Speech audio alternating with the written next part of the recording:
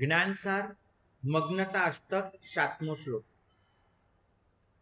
શમશૈત્યપુષો યસ્ય વિપૃષોપી મહાકથા Kim સ્તુમો જ્ઞાન પીયુષે તત્ર સર્વાંગમગ્નતા. અર્થ છે, જે જ્ઞાનામૃતનું એક નાનું ટીપું પણ સાધકના અંતરમાં શમની શીતળતાને પોષે છે, રાગ દ્વેષ અને કષાયના તાપને મંદ કરે છે, તે એક ટીપાણી પણ મહાન કથા હોય છે. તો જે સાધક જ્ઞાનરૂપી અમૃતમાં સર્વાંગે મગ્ન થયો છે, એની આંતરિક દશાની સ્તુતિ કયા શબ્દોમાં થઈ શકે? વિવેચનનો પ્રારંભ ઉપાધ્યાયજી ભગવંત એક પ્રશ્ન સાથે કરે છે. પ્રશ્ન એ છે કે દરેક ક્રિયા વખતે, ગોખાતી દરેક ગાથા વખતે, સંભળાતા દરેક વ્યાખ્યાન વખતે, થતા દરેક સત્સંગ વખતે અને આચરાતા દરેક અનુષ્ઠાન વખતે આ પ્રશ્ન પોતાની જાતને પૂછવો પડે કે આને મારા અંદરનો તાપ કેટલો ઘટાડ્યો, કેટલી બધી ગરમી છે, ક્રોધની ગરમી, માનની ગરમી, માયાની ગરમી, લોભની ગરમી. ઉપાધ્યાયજી કહે છે કે કષાયનું સ્વરૂપ જ એવું છે કે ચિત્તને ગરમ કર. તમને અનુભવ હશે કે ગાડી, એના સ્પેર પાર્ટ્સ જો બરાબર કામ ન કરતા હોય તો એન્જિન વધારે ગરમી પકડે, બરાબર છે? એ જ રીતે આપણું અંતસ્તત્વ જો વ્યવસ્થિત કામ ન કરતું હોય તો મન અને આત્મા ગરમી પકડે. આપણે હંમેશા પ્રશ્નો પૂછ્યા છે, કેટલા ગ્રંથો વાંચ્યા, કેટલા શ્લોક યાદ રહ્યા, કેટલા સિદ્ધાંતો સમજાયા, કેટલા પ્રશ્નોના જવાબ આપી શકાય છે. તો બધા જ પ્રશ્નો જ્ઞાનના અભ્યાસ માટે મૂલ્યવાન છે, કેમ કે તમે એનાથી તમારી જ્ઞાન યાત્રાને મૂલવી શકો છો. પણ ઉપાધ્યાયજી ભગવંતે આ પ્રશ્નથી આ શ્લોકના વિવેચનની શરૂઆત કરી છે કે મારો જ્ઞાનનો અભ્યાસ મારી આંતરિક ગરમી નિવારવામાં કેટલો ઉપયોગી બને. ઘણી બધી વખત ભણવું છે ને, એ પણ લોકોને જવાબ આપી શકાય અને ક્યાંય પાછા ન પડીએ એ ભાવનાથી થતું એક સાધન બની જાય છે. તો પછી એવું બને છે કે બહારથી માણસ શાંત દેખાતો હોય, અંદરથી એકનો એક શબ્દ યાદ કરીને ફરી ફરી સળગ્યા કરતો હોય. બની શકે છે બહારની શાંતિ હોય, અંદરથી અકળામણ હોય. કોઈ અપમાન કર્યું છે, એ 5 મિનિટની ઘટના હોય, તુલનાનો દાહ એ ચાલ્યા જ કરે. તો અશાંતિનો અર્થ થાય છે ચેતનાએ પકડેલી ગરમી. તમારું ચૈતન્ય જો શીતળ હોય તો તમે શાંત છો, તમારું ચૈતન્ય જો ઉષ્ણ હોય તો તમે અશાંત છો. અશાંતિ બાળે છે, શાંતિ ઠારે છે. તો પ્રશ્ન એ પૂછ્યો છે કે તમારું જ્ઞાન તમને વધારે દલીલબાજ બનાવે છે કે વધારે શીતળ બનાવે છે? દલીલબાજ બનવું એટલે દરેક વાતમાં પોતાનો કક્કો સાચો પડે એના માટે કોઈ પણ હદે જવા તૈયાર થવું. અને શીતળ હોવું મતલબ શાંતિથી દરેક વાતનો સ્વીકાર થઈ શકવો.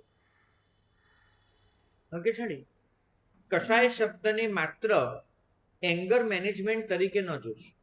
માત્ર એટલું નથી. શમનો અર્થ થાય છે માત્ર કષાયની ઉગ્રતામાં ઘટાડો નહીં, એની સાથે તમારે માન, માયા, લોભ, તમામ કાષાયિક પરિણતિ એનો ઘટાડો નોંધવો પડે. કોઈ વ્યક્તિ ન બોલે એનો અર્થ એ નથી થતો કે શમમાં છે. મૌન રહીને પણ મન સામેના માણસ સાથે અંદરનો સંવાદ ચાલુ રાખી શકે છે. એવા લોકો જે અંદરથી સળગતા હોય, એ લોકો મનમાં ને મનમાં કેટલાય સંવાદો રચતા હોય છે. એને મને આમ કીધું તો હું આમ કહી દઈશ, અને આમ કહેશે તો આમ કહીશ. તો આનો અર્થ છે કે તમારી અંદર તમે દરેક માન અપમાનનો હિસાબ લખી રહ્યા છો, અને આ હિસાબના પરિણામ વધુ ગરમી પકડી રહ્યા છે. એમ કહેવાય છે, મને મારા મિત્રોએ જણાવ્યું છે કે એક કોમ્પ્યુટર હોય એની ક્ષમતા કરતાં એને વધારે ડેટા આપવામાં આવે અને એની પાસે વધારે કામ કરાવવામાં આવે તો કોમ્પ્યુટર પણ ગરમી પકડતું હોય છે, બરાબર? તો મેં કીધું કે આ તો કઈ નવાઈની વાત કરી. ઉપાધ્યાયજી ભગવંતે જ કહ્યું છે કે તમે તમારા આત્માને એનાલિસિસ માટે એટલો વધારે ડેટા આપી દો છો, જૂનું જૂનું જૂનું કરીને એટલો બધો ડેટા કે પરિણામે અંદરની ગરમી પકડાય છે, સિસ્ટમ ઘણીવાર હેંગ થઈ જાય છે, કંઈ ખબર જ નથી પડતી. તો પ્રતિશોધ તમારા જીવનનું કેન્દ્ર ન હોવું જોઈએ. ઘણે અંશે તમારા જીવનની દરેક ક્રિયા એ રિએક્શન છે, પ્રતિશોધ છે, રેવેન્જ છે. કેમ કે તમે એક જ વસ્તુ માનો છો કે દુનિયાએ મને જે કીધું હવે મારે દુનિયાને દેખાડી દેવું છે. માણસ પૈસા પણ કમાય છે દેખાડી દેવા માટે, માણસ વર્તન પણ કરે છે દેખાડી દેવા માટે. તો આ જે બદલાની ભાવના છે, આ જે પ્રતિશોધની ભાવના છે, એ ભાવના, કોઈને પછાડી નાખવા, કોઈને દેખાડી દેવું, એ ભાવના એ તમારા જીવનનું કેન્દ્ર ન બનવી જોઈએ, નહીં તો સળગતા રહેશે. આપણે જે નવ નવ ભવોની કથાઓ વાંચીએ છીએ ને અનેક જગ્યાએ, એમાં તમે જોજો કે વ્યક્તિએ સૌથી મોટું શું ગુમાવ્યું છે. જેમ કે આપણે કમઠ અને મરુભૂતિની જોઈએ, નવ ભવની કથા છે. દેખીતી રીતે તો આપણને દેખાય છે કે દરેક ભવમાં મરુભૂતિએ મરવું પડ્યું છે, સહન કરવું પડ્યું છે, દરેક ભવમાં. ઇવન પાર્શ્વનાથના ભવમાં પણ એમને સહન કરવું પડ્યું છે. કમઠના પક્ષે તમને એવું કંઈ સહન કરવું પડ્યું હોય એવું દેખાતું નથી. નરક થઈ છે વચ્ચે વચ્ચે, પણ એ તેના પાપને લીધે. આ ક્રોધને લીધે એને કંઈક સહન કરવું પડ્યું હોય એવું નથી, પણ એવું આપણને લાગે છે. મરુભૂતિએ નવ ભવ જે સહન કર્યું ને એ દેખીતું છે, પણ અણદેખ્યું કમઠ નવ નવ ભવ સુધી જે બળતો રહ્યો છે અંદરથી, એ ક્રોધની ગરમીથી, ક્યાંય ચેન નથી, ક્યાંય શાતા નથી, એ જે બળતો રહ્યો છે ને, તો જાતને સળગાવી નાખવી એ એનો સૌથી મોટો દોષ છે. કારણ કે બીજાને દેખાડી દેવાની લયમાં, બીજાને તડપાવી દેવાની ઉતાવળમાં એ પોતાની જાતને સૌથી વધારે સળગાવી રહ્યો છે. તો ભાગ્યશાળી શમ વ્યક્તિને નિષ્પ્રાણ નહીં બનાવે. અહીંયા જે શમ શૈત્ય કીધું છે, શમની ઠંડક, તો વ્યક્તિ નિષ્પ્રાણ નથી બનતી, પણ એવી શીતળતા આપે છે એને કે કોઈ પણ પરિસ્થિતિમાં એ પોતે જાગૃત અને જીવંત રહી શકે છે. કોઈ પણ પરિસ્થિતિ. ઠંડક અને શીતળતા બંને વચ્ચે ફરક છે. જુઓ, બરફ ઠંડો છે પણ એ જીવન પોષક નથી. બરફ જીવન પોષક નથી ઠંડો હોવા છતાં. એની સામે પાણી ઓછું ઠંડુ છે પણ એ જીવન પોષક છે. તમે વૃક્ષના મૂળમાં બરફનો ઢગલો કરી દો, સળગી જશે. તો દરેક ઠંડક પોષક નથી હોતી. તો એ જ રીતે કોઈ સાધક એમ કહી દે કે મને હવે કોઈની પરવા નથી, તેમ ન સમજવું કે એનામાં શૈત્ય આવી ગયું.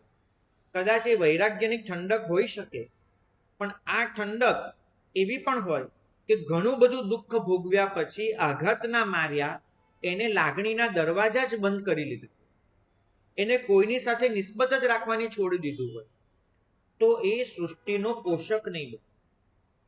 અહીંયા એ કહે છે ઉપાધ્યાયજી ભગવાન કે તમારે ઠંડક નથી લાવવાની, શૈત્ય લાવવાનું છે. ઠંડક બાળે છે, પોતે ઠંડો હોય પણ બાળે છે બરફની જેમ. શૈત્ય પોષણ આપે છે. તમારું શૈત્ય સૃષ્ટિને પોષણ આપનારું હોવું જોઈએ. તેનો મતલબ શમમાં તમારે સંવેદના નથી ઘટાડવાની, કશાય ઘટાડી લેવાની છે. ઘણા લોકો શમમાં એવું ધારણ કરવા માંગે છે કે અમને કંઈ પણ થાય, કોઈ લેવા દેવા જ નથી. તો એ લોકોએ પોતાની સંવેદનાના જ બહારના વાસે લીધા. નહીં, તમારે સંવેદના નથી ઘટાડવાની, કશાય ઘટાડવાના છે.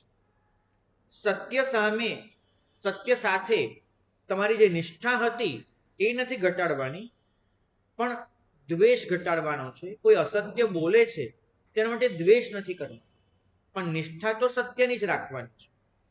અને એટલું જ નહીં, બીજાની ભૂલ પણ દેખાવાનું બંધ ન થાય. ખાસ બીજાની ભૂલ દેખાવાનું બંધ થઈ જાય ને એ તો તમે મૂઢ થઈ ગયા, તમને ખબર જ નથી પડતી કોની ભૂલ છે. તો શમ એ મૂઢતા નથી, તમને બીજાની ભૂલ દેખાય છે. પણ ખાસ આ ભગવંતોનું વાક્ય યાદ રાખજો, ભૂલ કરનારો આત્મા મોટો લાગે છે.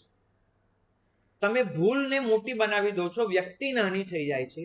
જ્યારે શમ તમારી પાસે માંગે છે કે ભૂલ દેખાય, પણ એની સાથે ભૂલ કરનારો આત્મા પણ દેખાય, અને જે આત્મા ભૂલ કરતા મોટો લાગે, અનંત ગુણવાન લાગે. બરાબર? તો શમ એનું સાચું પરિણામ એ છે કે હું શાંત રહ્યો, એની કસોટી નથી. શાંતિ તો માણસ આઘાતના માર્યા પણ લઈ શકે છે, પણ શમની કસોટી એ છે કે મારી શાંતિમાં કેટલી ક્ષમા હતી, કેટલી સરળતા હતી, કેટલી મૃદુતા હતી, કેટલો સંતોષ હતો. ઠંડક કસાય ઓછા કરવામાં છે, શમ ગુણના વિકાસમાં છે. ક્રોધ ઓછો થાય એ અલગ મુદ્દો છે, ક્ષમા અને મૈત્રી વિકસે અલગ મુદ્દો છે. કોઈક માણસ એટલો નિર્બળ હોય, એનામાં ક્રોધ હોય જ નહીં, એટલો નિર્બળ હોય, બની શકે છે. તેજ જ ન હોય તમારી અંદર, તમે લાચાર હો, દીન હો, તમારી અંદર ક્રોધ હોવાનો જ નથી, પણ તમારામાં ક્ષમા અને મૈત્રી નથી હોતી. તો ક્રોધ ઓછો કરવો એ ઠંડક થઈ, મૈત્રી વધારવી એ શૈત્ય થયું. તમારે શૈત્ય સુધી પહોંચવાનું. તો કસાયને ફક્ત ખરાબ કહીને એનાથી બચી નથી શકાતું. કસાય ઘટ્યા પછી આત્મામાં કયો ગુણ આવ્યો એ પણ ખાસ જોવું પડે છે. કસાય ઘટે ને તો ખાલી જગ્યા પડશે. તમે કોઈ વસ્તુને ઓછી કરો, એ ખાલી જગ્યા બની. ભરશો શેનાથી એ પણ એક વિચારવાનું છે. મેં ક્રોધને તો કાઢી નાખ્યો, પણ સામે ખાલી પાને ભરવા માટે મારે મૈત્રી તો લાવવી પડશે. એ જો ન લાવું, ક્રોધ કાઢ્યો, ક્ષમા ન આવી, કામ અધૂરું છે. માનને દબાવ્યું પણ માર્દવ ન આવ્યું, કામ અધૂરું છે. કપટની એક રીત છોડી દીધી, સરળતા ન આવી, અધૂરું છે. એક ઈચ્છાને અટકાવી પણ દીધી, પણ જે છે એમાં સંતોષ ન આવ્યો, કામ અધૂરું છે. તો શમ છે એ નિષેધાત્મક નથી, શમ હકારાત્મક છે. તમારા આત્માનું હવામાન બદલાવું છે. ભાગ્યશાળી ગરમીનો અભાવ એ ઠંડકની ખાતરી નથી. ગરમી ઓછી હોય એનો મતલબ ઠંડક થઈ છે એવું ન કહેવાય. તો કશાયો ઘટાડવા એટલે ગુણ વધી ગયા એમ ન કહેવાય. શમ છે એ ઠંડકના હવામાન છે. ઉપાધ્યાયજી ભગવંતો કહે છે, શમશૈત્ય પુષો યસ્ય વિપ્રુષોપી મહાકથા. શમના ઠંડકના અમૃતનું એક ટીપું એની કથા કરવામાં પણ મહા દિવસો વીતી જાય છે. મતલબ કે શમનું એક ટીપું પણ અંદર આવે ને, એની કથા પણ બહુ લાંબી ખેંચાઈ જાય છે, એટલો એનો પ્રભાવ હોય છે. તો ભાગ્યશાળી આપણે કઈ રીતે આપણામાં શ્રમ આવે છે એની ચકાસણી કરી શકીએ. શરૂઆતના થોડાક સ્ટેપ જ્ઞાની ભગવંતોએ બતાવ્યા છે કે ધારો કે સવારે 9 વાગે તમને કોઈએ ખરાબ વચન સંભળાવ્યું, તો એક નોંધ કરો કે એની અસર ક્યાં સુધી રહી. ઘણીવાર તો એની અસર છે ને ઊંઘ સુધી ખેંચાઈ જાય છે. બરાબર? તો હવે એ જુઓ કે ગઈકાલ સુધી હું આટલું લાંબુ કરતો હતો, આજે થોડુંક પહેલા હું એ વાતને ભૂલી શકું છું કે કોઈકે મને કંઈક ખરાબ કહ્યું હતું. કેટલા કલાકમાં તમે તમારા મનને પાછું વાળી શકો છો? પહેલી કસોટી. બીજી કસોટી, કોઈ અપમાન કરે ને તો પહેલા મને એનો ચહેરો પણ જોવો નહોતો ગમતો, બનતું તેવું નથી જોવું. હવે એ વ્યક્તિ સાથે હું યોગ્ય વ્યવહાર કરી શકું છું. મારું અપમાન કરનાર વ્યક્તિ, એની સાથે પણ યોગ્ય વ્યવહાર થાય છે. નાની નાની વાતો છે, પણ શ્રમની દિશામાં લઈ જશે. મને પહેલા પોતાની ભૂલ સ્વીકારતા કચવાટ થતો હતો, બહુ બચાવ કરતો હતો, અને છેલ્લે કોઈ રસ્તો જ ન બચે ત્યારે ભૂલની કબૂલાત કરતો હતો કચવાટથી. હવે થોડુંક વહેલું સ્વીકારી શકાય છે કે મારી ભૂલ હતી. કોઈની સફળતાને સમાચાર સાંભળ્યું, દિવસો સુધી ઈર્ષ્યા થતી. હવે કદાચ ઈર્ષ્યા તો થાય છે, પણ એની સાથે એનામાં કંઈક ગુણ પણ છે એવું હું જોઈ શકું છું. આવા નાના નાના પ્રશ્નો પોતાની જાતને પૂછો, અને પૂછવામાં જો જવાબ હા આવે છે ને તો સમજજો કે પેલું એક ટીપું પડ્યું છે, અને પડેલું ટીપું એને મહાકથા લખવાની શરૂઆત કરી દીધી છે. તમે જૂના તીર્થોમાં જાઓ ને, ભોયની જેવામાં, જ્યાં ધર્મશાળાના જીર્ણોદ્ધાર છેલ્લા 25 વર્ષમાં ન થયા હોય, ત્યાં તમને એક નવાઈની વસ્તુ જોવા મળશે. નંબર 1 કે નળ રિપેર નહીં થયા હોય ને પાણી ટપ ટપ ટપકતું હશે. બરાબર, લગભગ તમે જોજો નળમાંથી પાણી ટપકતું હશે ટપ ટપ કરીને. અને જો એ ટપકતા નળની નીચે ડોલ મૂકવામાં ન આવી હોય તો એ પાણી જ્યાં ટપકતું હોય ને ત્યાં એને ટાઇલ્સમાં ગોબો પાડી દીધો હશે. પાણીએ પથ્થરમાં ટાઇલ્સમાં ગોબો પાડી દીધો હશે. મેં પોતે તો કોટા સ્ટોનમાં ગોબો પડેલો જોયેલો છે, પાણીનો ગોબો. હવે તમે વિચારો, આ કોટા સ્ટોનને પાણી નુકસાન પહોંચાડી શકે? અને પહોંચાડે કોઈ? તમને લાગે છે? પાણીની શું હેસિયત છે? પણ તમે અહીંયા બરાબર એક જળધારી લટકાવી દો, ટીપું ટીપું ટીપું ટીપું પાણી પડવા દો, તમને 6 મહિનાની અંદર શરૂઆત દેખાશે ગોબો પડ્યાની, પાક્કું માનજો. કેમ? ઉપાધ્યાયજી ભગવંત કહે છે સતત પ્રયત્ન. આ જે પ્રશ્નો છે ને, જે મહાકથા રચવાના પ્રશ્નો, એ નાના નાના પ્રયત્નો તમને એ તરફ લેતા જશે. ભકેશાળ શરૂઆત છે ને એ કઈ સાગરથી નથી થતી. શમનો સાગર પહેલેથી નથી આવતો. શરૂઆત તો એક ટીપાથી થાય છે. તમે થોડીક નોંધ કરી અને તમને જણાયું કે નહીં, હું વહેલા પાછો ફરતો થયો, ટીપું પડવા માંડ્યું, તમારા કશાયમાં ભંગાણ પડ્યું. અને આવા ટીપા ટીપા ટીપા ટીપા જે ભંગાણ પાડે છે ને, એ ભંગાણને જ કહેવાય છે, એ ભંગાણને જ યથા પ્રવૃત્તકરણ. તમે જે ગ્રંથિ ભેદ સુધી પહોંચો છો એ આ જ રીતે એક એક ટીપું પડ્યા કરે અને તમારો આત્મા ચોખ્ખો થયા કરે. બકેશાળી સમ્યક તો પછી પણ ચાલુ રહે છે, અને એના જ આધારે તમે શ્રેણી સુધી પહોંચવાના છો. આવા ટીપા ટીપા ના બળે. એક કથા આવે છે આપણે ત્યાં, પ્રદેશી રાજાની, રાજપ્રશ્નીય સૂત્રમાં. આ કથાએ ઘણા પરિમાણ ખોલી આપ્યા છે આપણી સામે.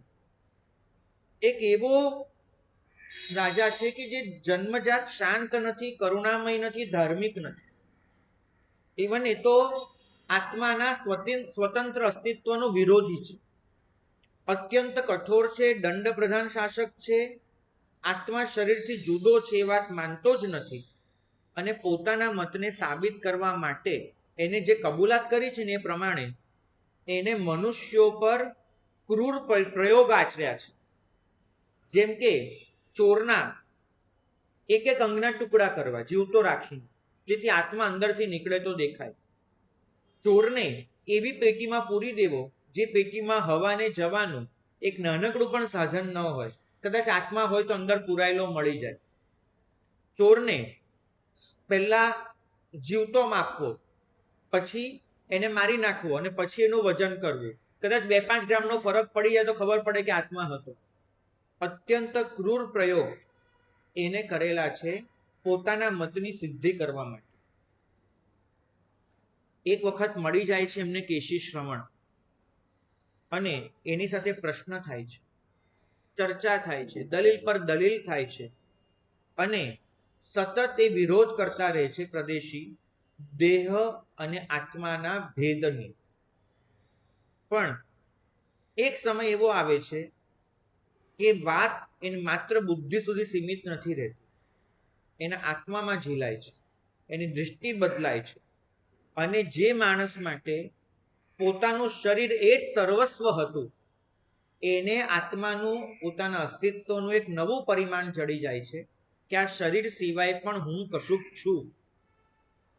પરિણામ આ જ્ઞાનનો પ્રભાવ માત્ર એની માન્યતા પર ન પડ્યો, એના જીવન પર પડ્યો.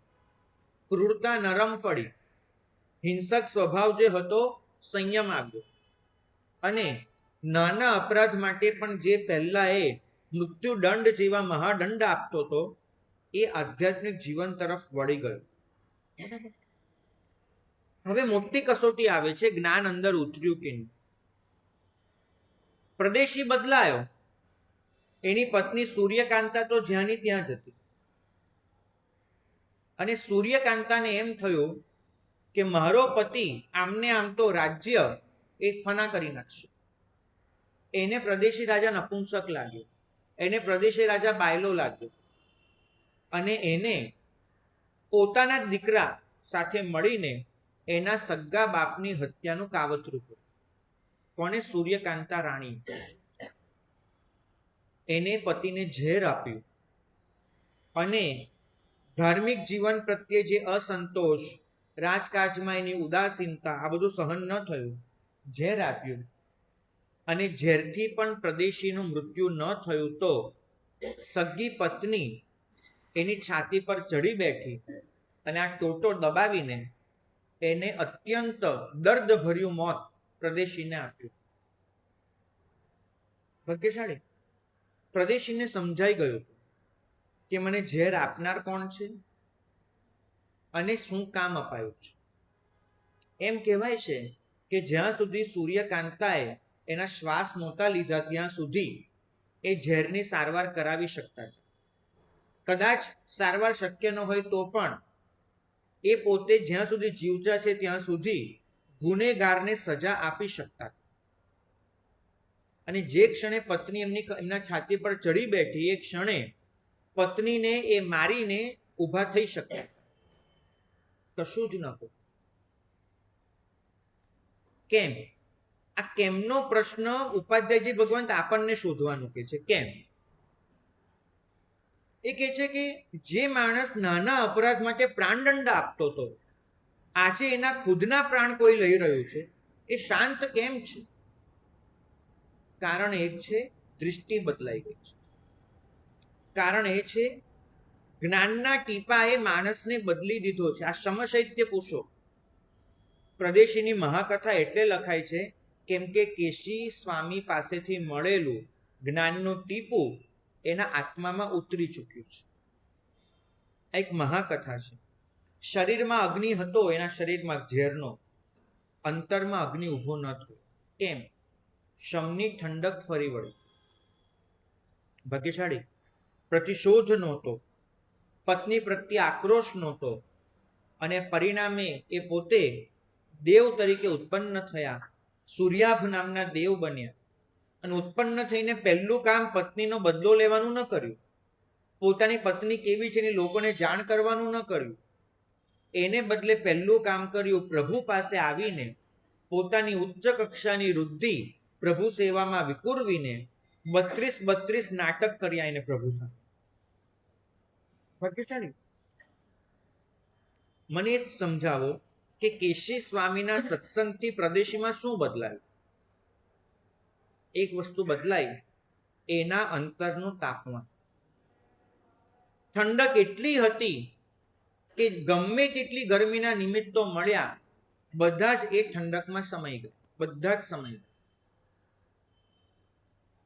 એમ કહેવાય છે કે પ્રવાહી નાઇટ્રોજન એટલો બધો ઠંડો હોય છે કે સળગતો અંગારો પણ એમાં નાખો ને તો એ ઠરી જાય. મારે એ ઠંડક આપણા સૌની અંદર ઊભી કરવી છે. ઉપાધ્યાયજી ઈચ્છે છે કે એ ઠંડક આપણી અંદર ઊભી થાય સમશૈત્યની, કે જેની અંદર આ સંસારના તમામ કશાય નિમિત્તો એ જઈને શાંત થાય. બીજું કશું જ નહીં. મને ખબર છે કે જ્ઞાનનું સાચું સ્થાન કયું છે, પરીક્ષા ખંડ કયો છે જ્ઞાનનો? કશાયની ક્ષણ. તમારું જ્ઞાન સાચું હતું કે નહીં એ નક્કી થાય છે કશાયની ક્ષણથી. તમને કેટલા જવાબ આવડે છે, તમે કેટલા પ્રશ્નોના જવાબ આપી શકો છો એનાથી નહીં, કશાયની ક્ષણથી. અત્યારે મારી પાસે કોઈ નિમિત્ત નથી અને મને કોઈ કહે કે શાંતિ રાખવી શ્રેષ્ઠ વસ્તુ છે, હું હા પાડીશ, કેમ કે મારી પાસે અત્યારે કઈ નિમિત્ત જ નથી. પણ મમતા છોડવા જેવી છે, હા. અહંકાર તોડી નાખવા જેવો છે, હા. પણ પરીક્ષા ક્યારે થાય છે? ઉપાધ્યાયજીમાં લખે છે કોઈ ખરેખર ખોટું બોલે અને આપણી નિષ્ઠા પર શંકા કરવામાં આવે. તમને કોઈ એવું કે આખા ગામનું કરીને બેઠો છે અને પછી બીજાના પૈસા લઈ અને ધર્મમાં ખર્ચવા નીકળ્યો છે, આવું કોઈ બોલે અને તમને ખબર હોય કે તમે અનિશુદ્ધ જીવન વિતાવેલું છે અને છતાંય તમારી નિષ્ઠા પર કોઈ શંકા કરે છે, એ સમયે તમને કોઈ પૂછે ક્રોધ કરવા જેવો ખરો, તો તમારો જવાબ કયો છે? એ સમયને પકડજો. તમે લોકો તમારી શાંતિને મૂલવો છો ને નિમિત્તના અભાવ નહીં.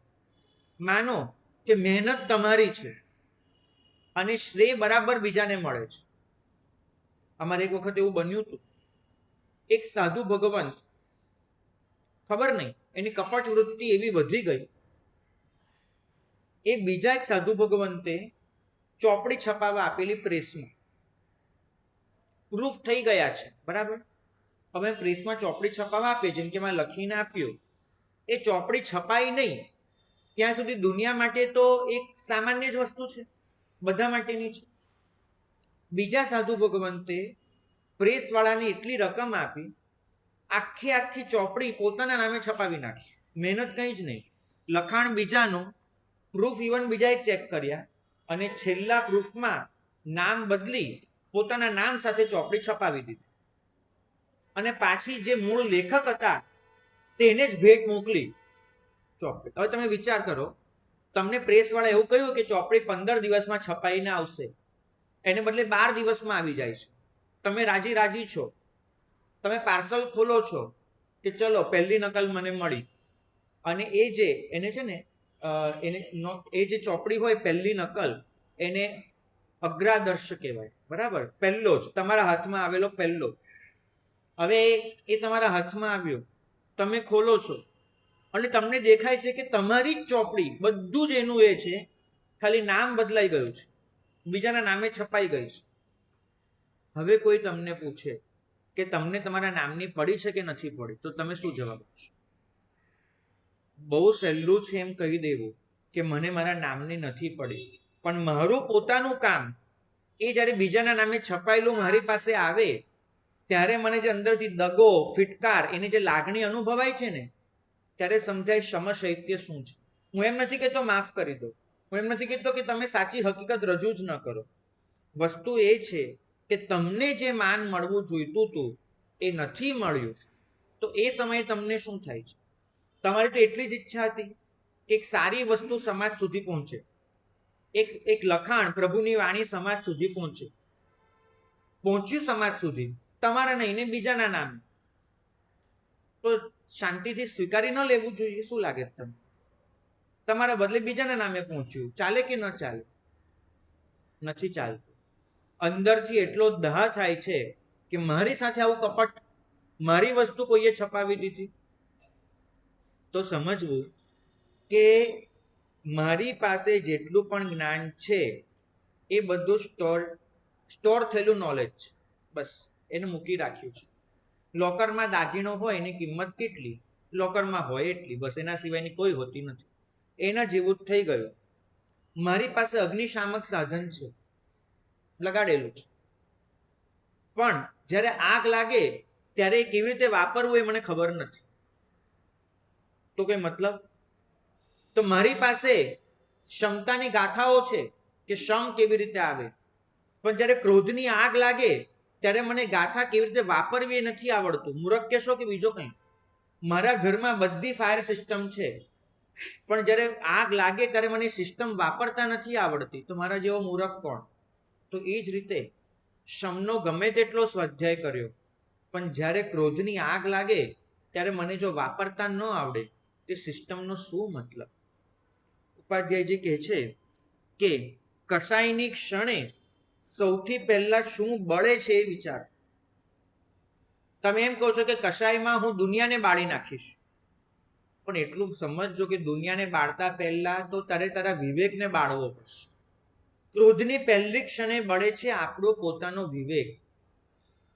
માનની પહેલી ક્ષણે બળે છે આપણો અસ્તિત્વનો બોધ માયાની પહેલી ક્ષણે બળે છે તમારી નિષ્કપટતા અને સરળતા, અને લોભની પહેલી ક્ષણે બળે છે તમારો આત્માનંદ. તમે પહેલા પોતાને બાળો, પછી જ બીજાને બાળી શકવાના છો. શક્ય જ નથી. તમે આગ લઈને નીકળ્યા છો બીજાને બાળવા માટે, પહેલા ખુદનો હાથ તો બાળવો જ પડશે તમારે. તો ભાગ્યશાળી. ચારેય કશાયના સ્વરૂપ અલગ અલગ છે, પણ ચારેય કશાયમાં કોમન વાત એક જ છે, કેન્દ્રમાંથી ખસેડીને વિચલિત કરવું. દરેક કશાય તમને તમારા કેન્દ્રમાંથી ખસેડીને તમને વિચલિત કરે છે.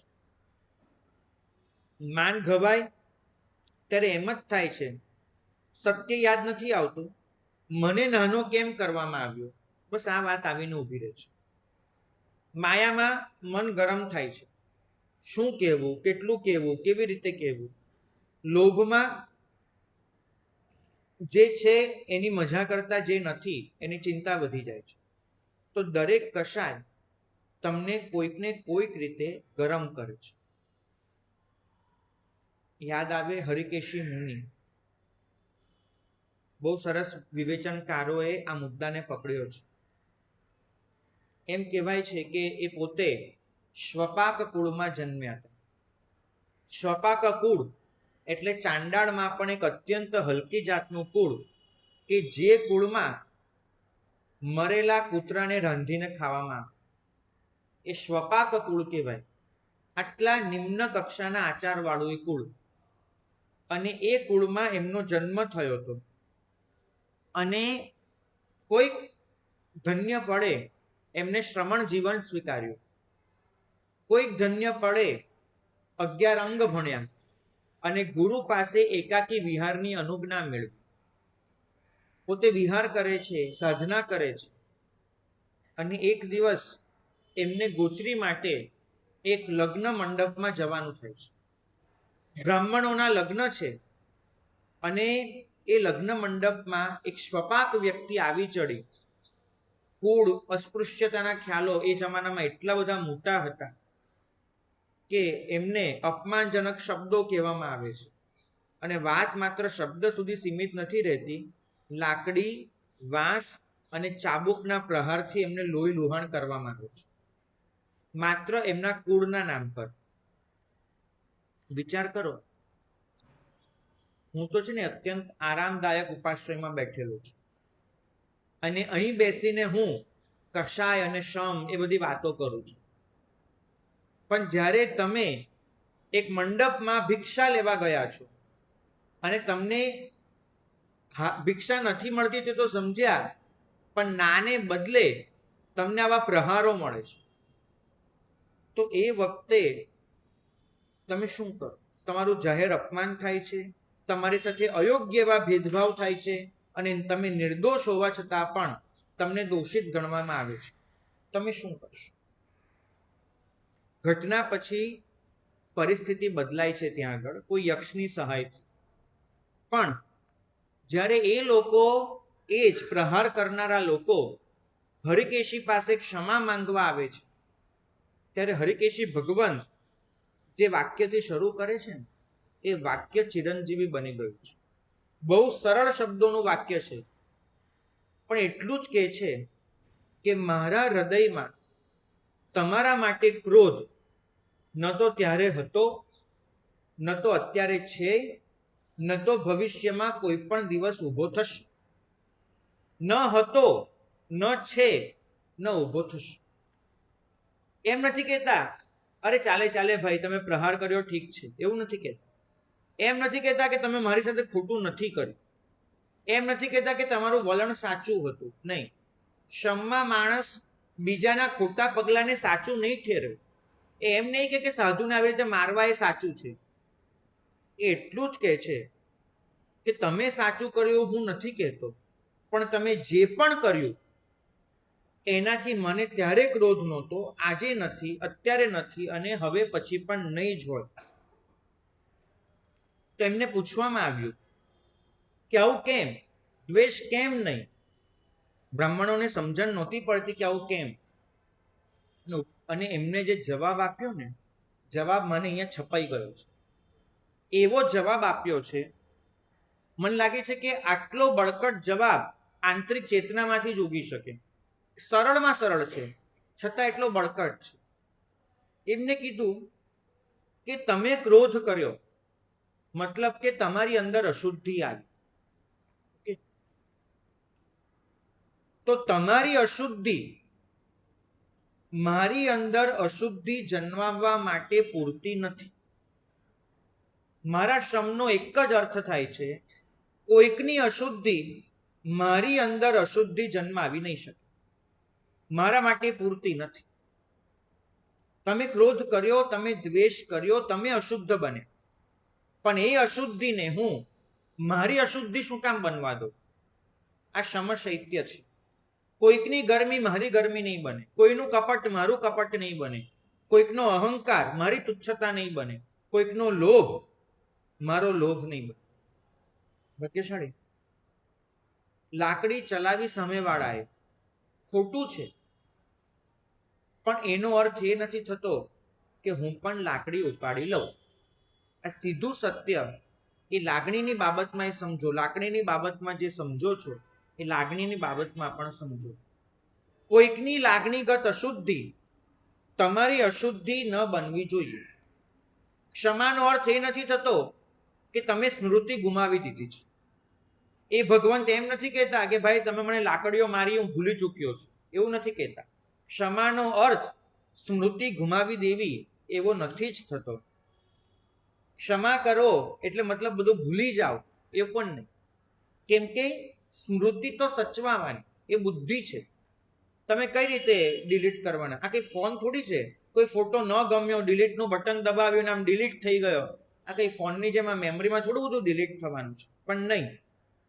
આપણે ભૂતકાળમાંથી શીખવું બી પડે છે, વારંવાર ક્રોધ કરતી વ્યક્તિથી અંતર જાળવવું પડે છે, બધું જ કરવું પડે છે. ક્ષમા મેમરી લોસ નથી. લોકો એવું માને છે કે ક્ષમા એટલે ભૂલી જવું. નહીં, એ મેમરી લોસ નથી.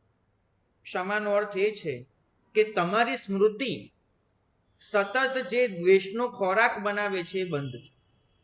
સ્મૃતિ સ્મૃતિ રહે, એ દ્વેષનો ખોરાક બનાવવાનું બંધ કરે.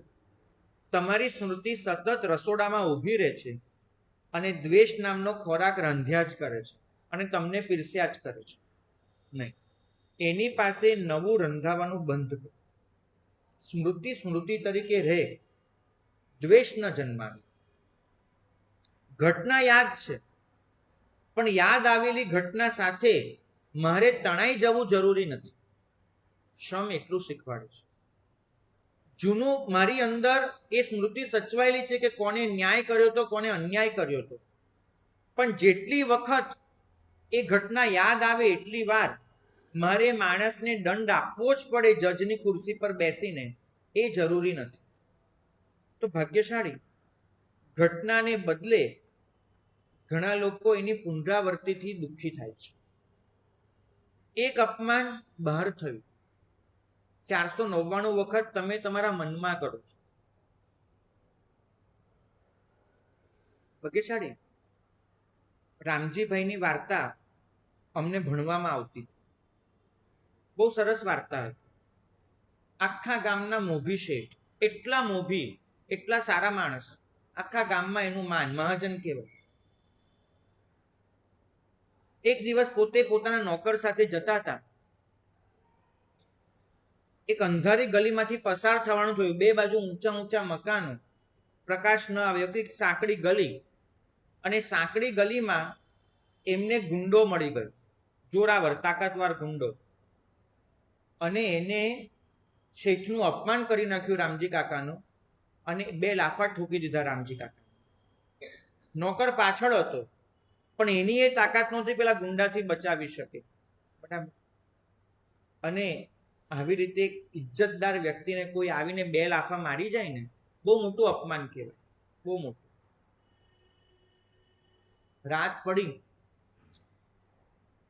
નોકર છે એ વિદાય લેવા આવ્યો કે શેઠ ઘરે જવું. શેઠે કીધું કે આવતીકાલથી નોકરી પર આવતો નહીં, કાલથી તારે આવવાનું નથી. અરે શેઠ શેઠ છે, પણ કરો છો શું? હું તો પાછળ ઊભો હતો અને મારી ક્યાં તાકાત કે હું એને પહોંચું. મારી બહુ ઈચ્છા હતી કે માલિક તમને બચાવી લો, 2 લાફા ન ખાવા દો, પણ માલિક હું શું કરું? તારે આવવાનું નથી, મને તે બચાવ્યો નહીં, એની મને કોઈ જ તકલીફ નથી, કોઈ જ તકલીફ નથી. તો કે વાંધો શું છે? તું આજે લોટ દળાવવા ગયો હતો, ઘંટીવાળાને તે કીધું કે પેલા ગુંડાએ આવીને રામજી કાકાને 2 લાફા મારી. તું શાકભાજી ખરીદવા ગયો, પેલા બકાલાવાળાને કીધું કે રામજી કાકાને 2 લાફા પડ્યા. તે નોકરાણી ઘરમાં જે કામ કરે છે એને કીધું કે રામજી કાકાને 2 લાફા પડ્યા. પેલી પાડોશમાં કામ કરનારી બઈ આવે છે એને તે જઈને કીધું. આજના આખા દિવસમાં તું ઓછામાં ઓછું 50 જણને કહી ચૂક્યો છે કે રામજી કાકાને 2 લાફા પડ્યા. ઓલાએ 2 લાફા માર્યા હતા ને, એ અપમાન તો હું ભૂલી જાત, પણ આખા ગામ સામે અંધારી ગલીમાં જે થયું તું કોઈને ખબર નહોતી, એ મારું અપમાન તે 50 વખત ખુલ્લું કર્યું. દંડ એને કરું કે તને કરું? ભાગ્યશાળી. પ્રશ્ન છે ને આ વાર્તાનો નથી. પ્રશ્ન એ છે કે વ્યક્તિએ તો તમારું એકવાર અપમાન કર્યું, તમે તમારું કેટલી વાર કરો છો એને યાદ કરીને નક્કી કરજો. વ્યક્તિ એકવાર તો અપમાન કરીને ચાલી ગઈ, પણ તમે ઘૂંટી ઘૂંટીને તમારી જાતનું અપમાન કેટલી વાર કરો છો? પેલા ગુંડાએ વધારે ખરાબ કર્યું કહેવાય કે પેલા નોકરે? નક્કી કરીને કહો મને. નોકરે? તો તમને પેલા તો એક જ વાર દુઃખી કર્યા હતા, 499 વાર તો તમે તમારી જાતને દુઃખી કરો છો. તો વધારે દંડનીય કોણ કહેવાય? બીજો કે તમે પોતે? અહીંયા એટલું જ કહે છે ભગવાન કે કોઈકે તમને સંભળાવ્યું, બહુ ખરાબ રીતે સંભળાવ્યું, પ્રેમથી ઝઘડી લો, બોલી નાખો એ, પણ 10 મિનિટમાં ચેપ્ટર ક્લોઝ કરો. તમે શું કરો છો? કલાકો પછી પણ ઘટનાને વાગોળો છો, મનમાં દલીલ કરો છો, રાત્રે સૂતા પહેલા એ ઘટનાને ફરીથી આખી રિવાઇન્ડ કરો છો, યાદ કરો છો. બીજી દિવસે વળી કોઈ ત્રીજી વ્યક્તિને આખી ઘટના અથતીથી વર્ણવો છો, ફરી ફરી ફરી ફરી એ ઘટનાને જીવંત રાખો છો, જીવતી રાખો છો. અને એનો અર્થ એટલો જ થયો, કશાય બહારથી શાંત થયો, અંદરથી તો એ જ ગરમી જમે છે, હજુ પકડાઈ દે છે. તો ભાગ્યશાળી. ઘટના પછીનું તમે કેટલી ઝડપથી એમાંથી બહાર આવી શકો છો એ તમારો શ્રમ થયો. ઘટના કેટલી ઝડપથી તમે એના પરિણામોથી બચી શકો છો એ તમારો શ્રમ થયો. 3 સ્તરે તમારે તમારા શ્રમને પહેચાનવાનો છે. ઉપાધ્યાયજી ભગવંતે કીધું છે કે શ્રમનું વિરોધી તત્વ જે કશાય છે એને 3 સ્તરે તમારે તપાસો. તીવ્રતા, આયુષ્ય અને અવશેષ. 3 શબ્દ આપ્યા છે ઉપાધ્યાયજી ભગવંતે. તીવ્રતા, આયુષ્ય અને અવશેષ. આ જ તમારી આજની પ્રેક્ટિસ છે. પહેલું, ક્રોધ ઉઠે છે, કશાય ઉઠે છે, ત્યારે કેટલી તીવ્રતાથી ઉઠે છે એની નોંધ કરો. કેટલો વિવેક ખલાસ થાય છે, ખવાઈ જાય છે એની નોંધ કરો. તો નંબર 1, જ્યારે જ્યારે કશાય આવે ત્યારે ત્યારે કેટલી તીવ્રતાથી આવે છે એ તમારી પહેલી નોંધ. બરાબર? આ તીવ્રતાનો માપ. બીજું, આનાથી રસ બંધાય છે એટલા માટે. બરાબર? તીવ્રતાને રસ સાથે સંબંધ છે. બીજું, આવેલો ક્રોધ, આવેલો કશાય કેટલો સમય રહે છે. કશાયનું આયુષ્ય નક્કી કરો. પહેલા કશાયની તીવ્રતા નક્કી કરી, હવે કશાયનું આયુષ્ય નક્કી કરો કે અંદર ઉઠેલો કશાય ક્યાં સુધી ખેંચાય છે. 3, અવશેષ. ઘટના પૂરી થઈ જાય પછી પણ કેટલું ઝેર અંદર બાકી રહે છે. એ કશાય મારી અંદર પોતાના અવશેષ કેટલું છોડતું જાય છે. યથાવત રહે છે, ઓછું ઝેર છૂટે છે કે પછી ઝેર બચતું જ નથી. આ નક્કી કરો. આ ત્રણેયમાં આવતા નાના નાના ફેરફાર એની નોંધ. નાના નાના ફેરફાર. પહેલા ક્રોધની તીવ્રતા 10 હતી. ખરેખર તો છે ને તમારે તમારા ક્રોધને 1 થી 10ના સ્કેલ પર પોઈન્ટ આપવાનું શીખવું પડે. આ વૈજ્ઞાનિકો ભૂકંપ, વાવાઝોડે જેવી સમસ્યા સામે એટલે ઝઝૂમી શકે છે ભૂકંપનો પણ એક રિએક્ટર સ્કેલ છે, વાવાઝોડાનો પણ એક સ્કેલ છે. એમ લખાયેલું આવે કે આજે ભૂકંપ આવ્યો 4.2ની તીવ્રતાનો હતો. સ્કેલ માપે છે ને, તો એમને નુકસાનનો અંદાજ આવે છે. જ્યાં સ્કેલ છે ત્યાં નુકસાનનો અંદાજ છે. તો તમે પણ તમારા ક્રોધને 1 થી 10ના સ્કેલ પર મૂકો તો તમને નુકસાનનો અંદાજ આવશે કે મારો ક્રોધ 6.2 જેટલો હતો, તો મતલબ એટલું નુકસાન મારી અંદર થયું. તમે તમારા ક્રોધને કોઈ દિવસ માપ્યો છે? તાવ આવે દર 15 મિનિટે થર્મોમીટર જાય મોઢામાં, દર 15 મિનિટે. જાણે પેલું છે ને સેન્સેક્સની જેમ ઊંચો નીચો થવાનો હોય આ તાવ એમ. તો તાવ જેટલી ઝડપથી માપો છો, ક્રોધને માપો કેટલી તીવ્રતાનું છે. 2, એનું આયુષ્ય જુઓ. આવે છે પણ તમને તાવમાં જેમ થતું હોય, કેટલાકને તાવ છે ને 102 આવે, ઉતરી જાય 2 કલાક. કેટલાકને 100 તાવ હોય, 10 કલાક સુધી ચાલે. તો તમારે તીવ્રતા સાથે બીજું માપવાનું કે મને કેટલો સમય ટકે છે. 2, અને ત્રીજું, તાવ જાય ત્યારે પાછળ શું મૂકતો જાય? અશક્તિ, બરાબર, નબળાઈ મૂકતો જાય. એમ આ અવશેષ કશાય નીકળે છે, પાછળ શું મૂકતો જાય છે. આ ત્રણેય વસ્તુ જો તમે લખી શકો, નોંધી શકો, તો જ તમે તમારા જીવનની મહાકથા લખી શકવાના છે. શમ એટલે કશાયની ઉર્જાને ગુણમાં પરિવર્તિત કરવી. જે ઉર્જા કશાય પાછળ ખર્ચાતી હતી એ જ ઉર્જા એ હવે કોની પાછળ ખર્ચાશે? ગુણ મેળવવા.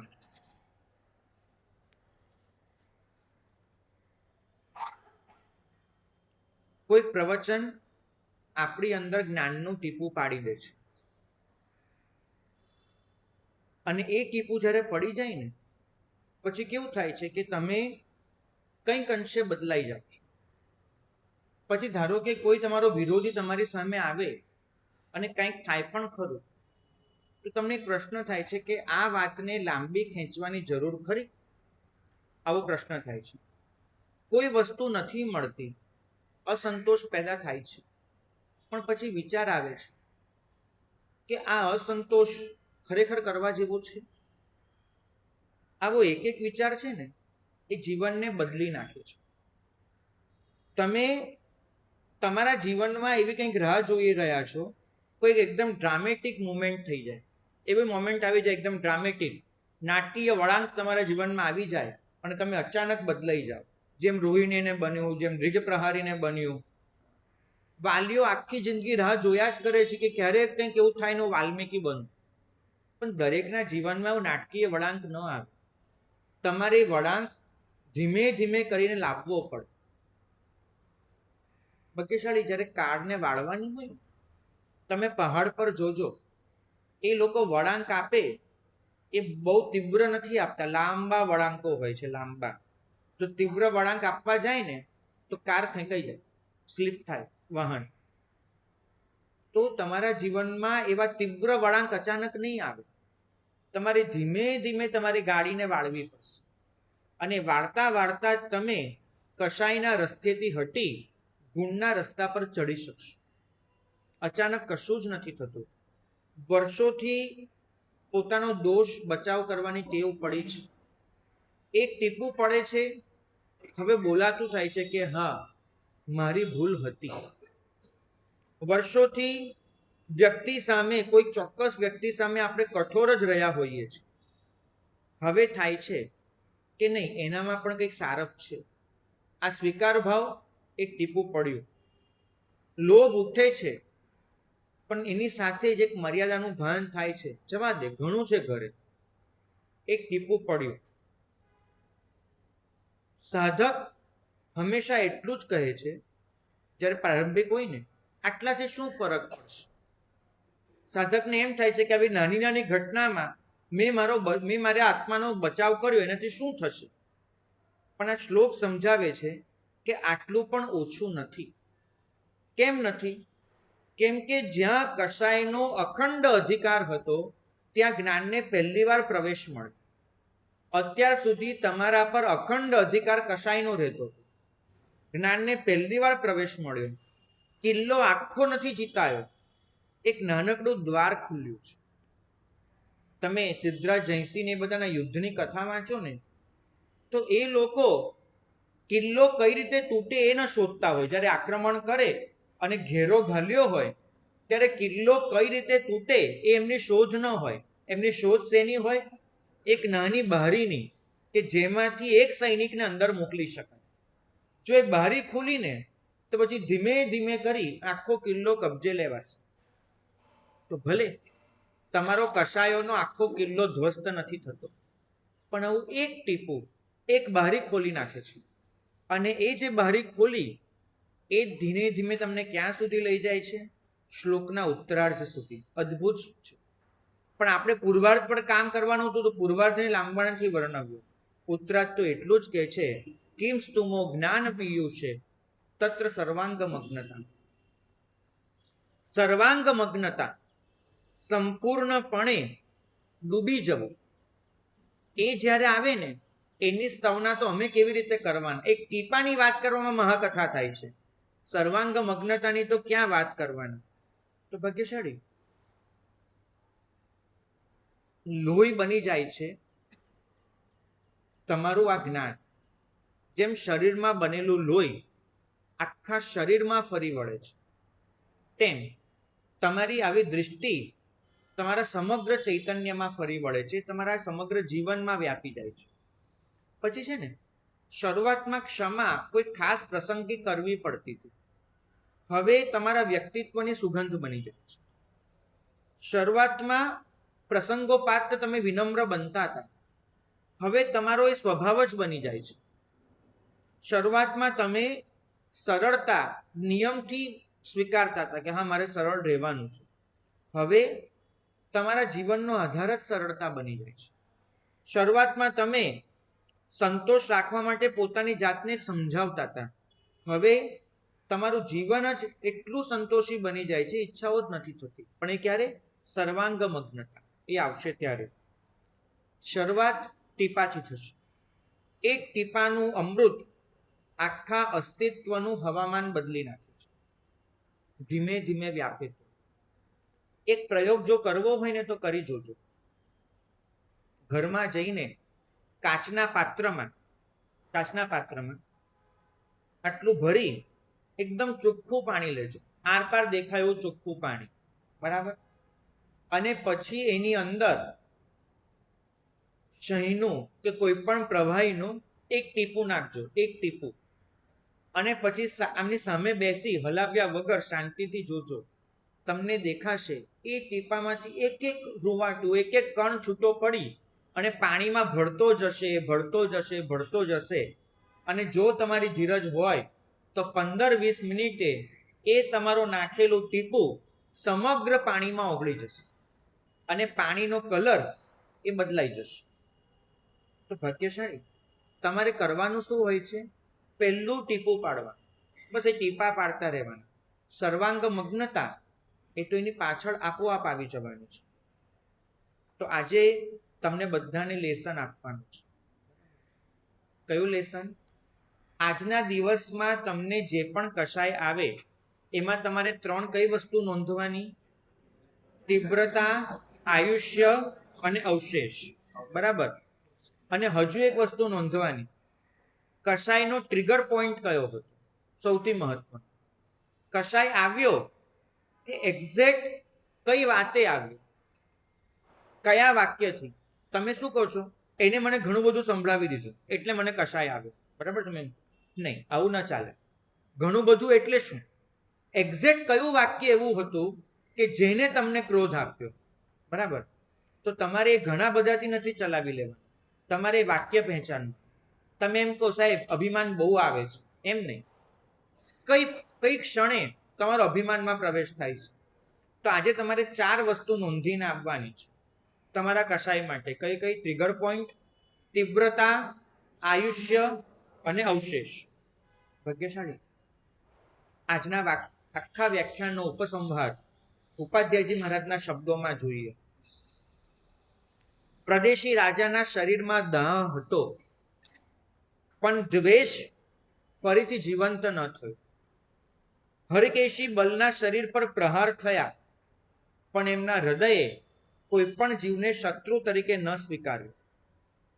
તો આ બધી દશા એક દિવસમાં આવવી શક્ય ભલે ન હોય, એક દિવસમાં એવું નથી બનવાનું, પણ આપણા જીવનમાં એક નાનું ટીપું તો આજથી ઓગાળવાનું શરૂ કર્યું. કોઈ જૂનો ક્રોધ 5 મિનિટ વહેલો ઓગળે, કોઈ અપમાન એમાં થોડું ઓછું માન આવે, કપટ કરતા કરતા સરળતા પસંદ થઈ જાય, અને કોઈ એક ઈચ્છા એમાં આટલું પૂરતું છે એવો ભાવ આવે. જ્ઞાનનું ગૌરવ એમાં નથી કે એને તમારા મનને કેટલું ભર્યું, જ્ઞાનનું ગૌરવ એમાં છે કે તમારા અંતરમાં એને કેટલી આગ બુઝવી. તો ભાગ્યશાળી ટીપું માત્ર ટીપું ન રહે, ચિત્ત એમાં મગ્ન થઈ જાય, ક્ષમ કોઈ ઓકેશનલ ઘટના ન રહે, તમારો સ્વભાવ બની જાય, બહારની ઘટનાઓ એ ઈંધણ રૂપે મળ્યા કરે, તમારું અંતર એ સળગવા તૈયાર જ ન હોય.